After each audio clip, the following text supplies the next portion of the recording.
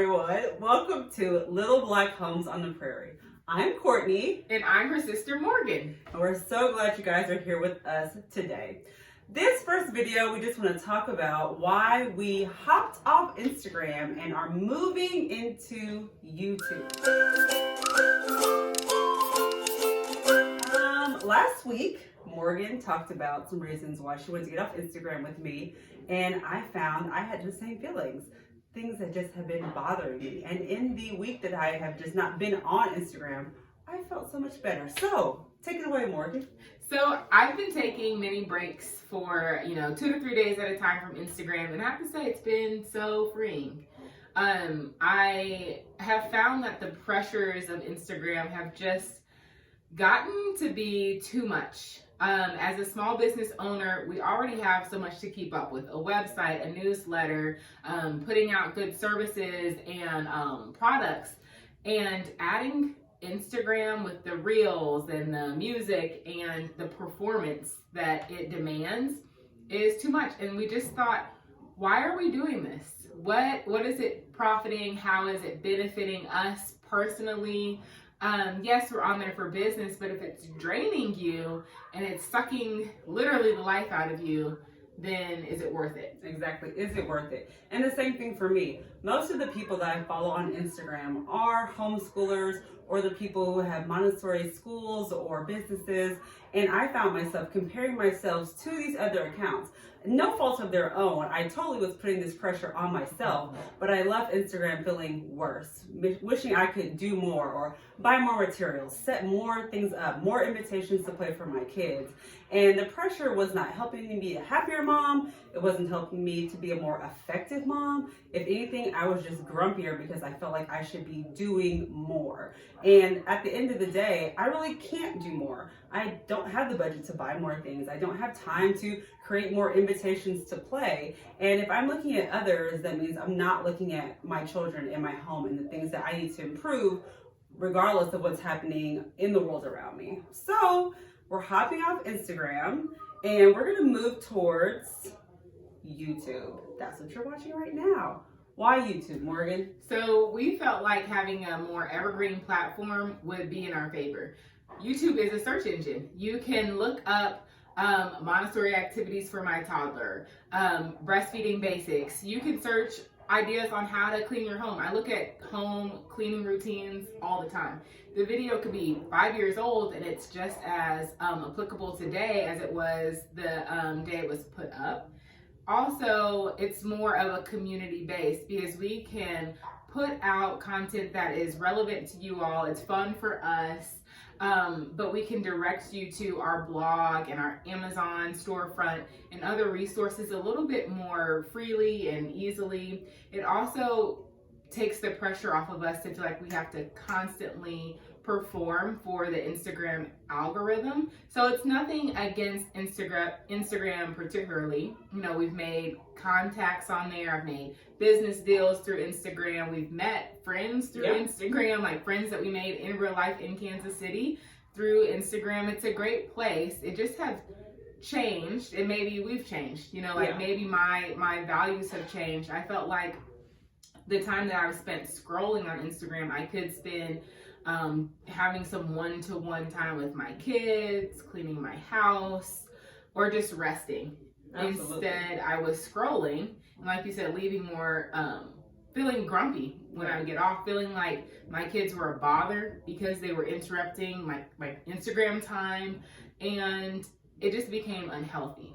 And so to reflect the lifestyle that I want to have, walking away from social media seemed like the best fit for me right now. Yeah. So talking about YouTube and what we're going to be featuring on this channel. We are going to have homeschool videos. We're going to have some DIYs on how to make your own homeschool material. We will be talking about homemaking, about our journey to motherhood, things that we're learning along the way that we don't think we knew, we didn't know when we started being moms. Yes. Things about being a Christian wife. What does that look like? Just in the past year, we have learned so much about grace and how it should change our lives and the way that we view others. So we just want to share because maybe there's other women out there who are are on the same journey where you're feeling frustrated, you don't know where to go next, you feel like you're doing all the things but you're not making forward progress, you keep ending the day frustrated or angry about things that maybe you feel like should not bother you. So we're going to talk about all those things, different adventures we go on, whether it be starting a garden or starting a new devotional. We just want to share those things with the community and have you leave comments, let us know what's working for you, what things you enjoy. And lately I heard this saying that you can eat the meat and leave the bones. And that's how we want you to approach our channel, is take what works for you, and if it doesn't work, leave it there. Don't feel bad about it. Please don't do any comparisons. Like, that's why we're here, is so that you don't compare. Hopefully you can see our real lives, our failures, our mistakes, and see, like, you're just like us, we're just like you. Our days are not perfect, nor should they be, and we can still have success in the imperfection. One of the things that we've talked about is moving away from the motherhood comparison trap, the feeling less than, the feelings that if you attain a certain lifestyle, then your motherhood must be better than someone else. If you're working, it would be better. If you're staying home, then it must be better. Instead of just living in our own reality. Like, that's something that we talk about a lot, is what is my life right now today? How can I live that well? And how can I enjoy it? Exactly. Because I think sometimes we're so busy trying to hit that next milestone or step, whether it's getting a new job, maybe you're going to grad school, maybe you're looking forward to your child becoming school age, like maybe you're just always looking forward to that next step in life. Well, then you're missing out on the present. And I think that so much of motherhood is looking towards the future, because you have to prepare. Right. You have to look ahead and budget, or you're planning for the next season, you're buying clothes for your children, like you're stocking up. So a lot of being a mom is preparing and looking ahead, but it's also enjoying the moment, so that when you look back, you're not looking back on regret. Right, exactly. So if this sounds like the place for you, please subscribe, tell your friends about it. Also, we do have a blog, and we have a shop, and we have consulting services. Look for us at preparedbeginnings.com. Thank you guys so much. She has something that she wants to say. Maybe we should tell them about the name of this channel, why it's not Prepared Beginnings. So yes. Prepared Beginnings is our business. We are business partners, and we have consulting services like Courtney just said. There are some awesome resources that you can download in PDF form on our website, and things like that. But this channel is titled Little Homes on the Prairie. Little Black Homes. Little Black Homes. Still getting in their mind. You know, we're working through it. Little Black Homes on the Prairie.